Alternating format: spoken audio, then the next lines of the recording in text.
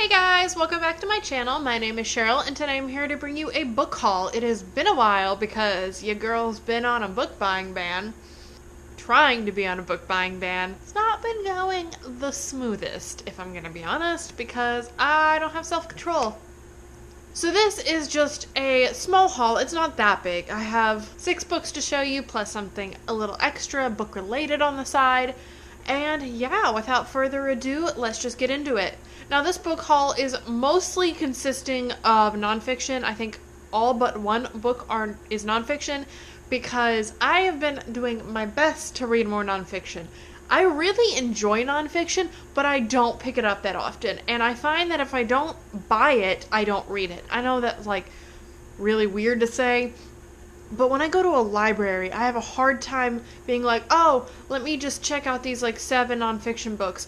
I definitely gravitate more towards fiction books, but I find that if I own the books themselves, like I actually own the physical copy of them or an ebook of it, I am definitely more inclined to read them. So that was like a long-winded explanation as to why this is nonfiction. All of these books, except for one, I got secondhand. 4 of them I got for $1. So yeah, I definitely did not spend much money in this haul, which is how I like my book buying to be. So without further ado, again, let's just get into these books. So let's just start with the one fiction book, and that is What the Hell Did I Just Read? A novel of cosmic horror by David Wong. This is the 3rd book in his John Dies at the End series, and this cover is crazy. I don't know what this one is about. I have avoided reading the back flap because, you know, spoilers sometimes. Publishers, without realizing it or without caring, I guess, will sometimes put spoilers in the back, and I don't want to spoil myself for this. But if you have... Zucchini.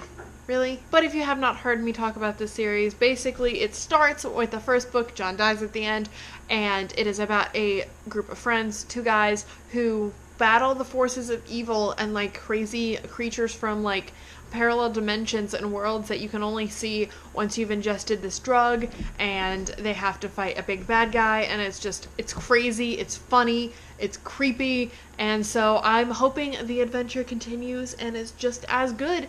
And this last installment, I believe it's a trilogy, so I think this is the last one. So the next book I'm going to talk about, or that I am hauling today, is Darwin's Ghost by Steve Jones. This is the Origin of Species updated. I found this at Goodwill for like $1, maybe less than that.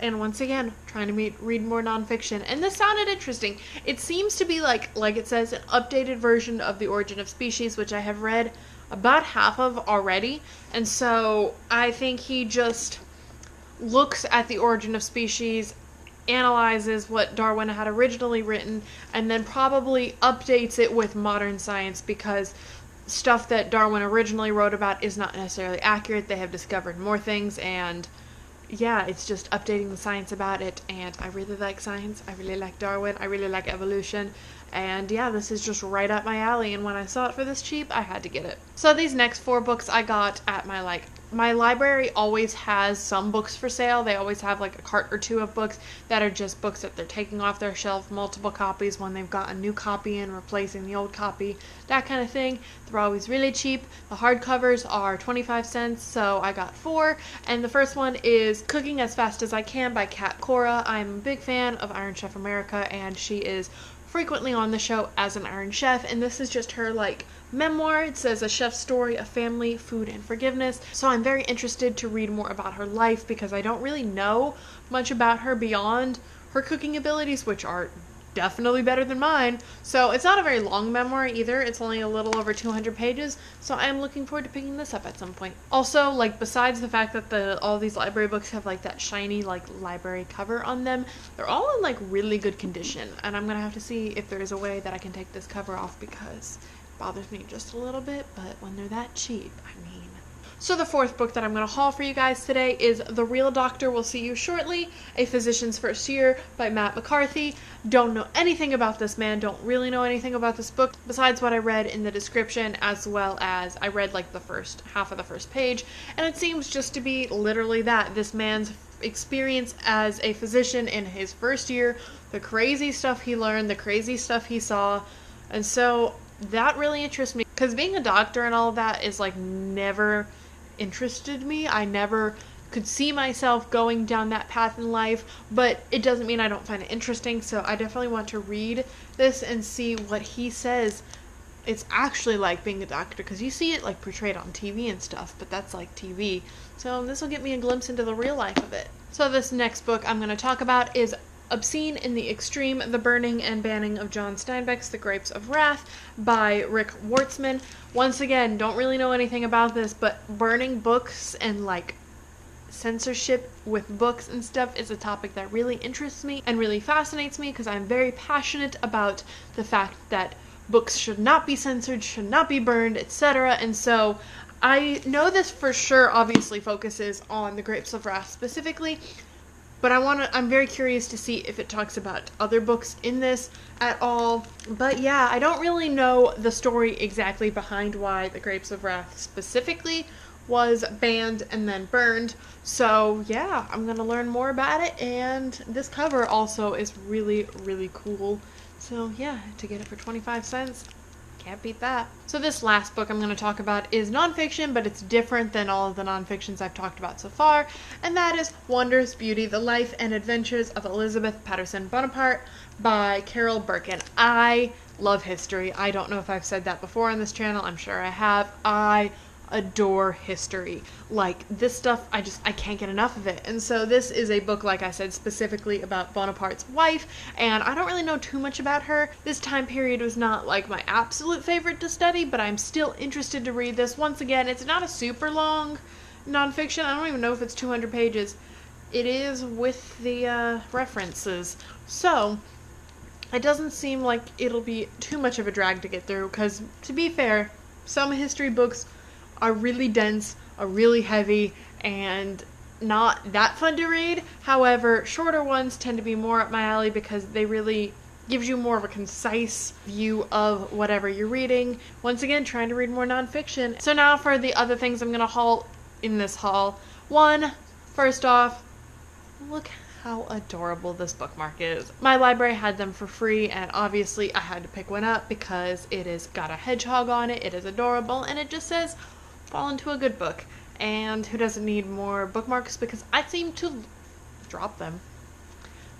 I seem to lose mine all of the time. I just look over and my cat's holding his foot and licking it. What a weirdo. And the last thing I'm hauling for you guys today, and by far my favorite thing, is my new Kindle. Yes, I have invested in ebooks and a Kindle. I used to have a Kindle a long time ago. I had like one of the original ones that wasn't backlit with all the buttons on it, and I read some, but like I wasn't a huge reader back then. Definitely not to the degree I am now. I definitely don't feel like I utilized it enough when I had it, and then I let the battery die, and apparently with those kind of Kindles, once you like let the battery die, like it is dead, like it was dead for years, and I tried to charge it, and it was like, nah, bitch, this not gonna work. Those batteries are not, once they die, they're done.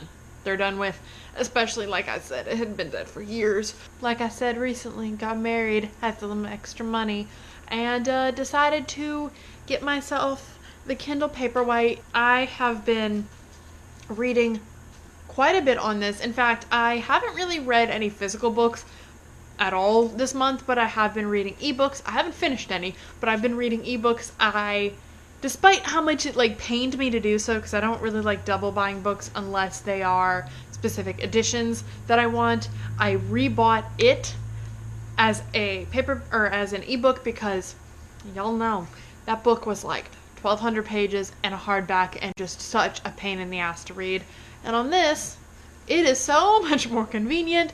So yes, I've been reading it on this. I've been reading a free ebook, a free fantasy ebook that is mediocre to say the least. And yeah, I just have been loving this. I have quite a few books on here. I have most of them being free ebooks, but I do have a few that I've purchased. So if you guys are interested in like a what's on my Kindle, what are my ebooks? Do people do those videos? I feel like I've seen them before. I don't know. If you guys are interested in anything like that, just leave me a comment and let me know.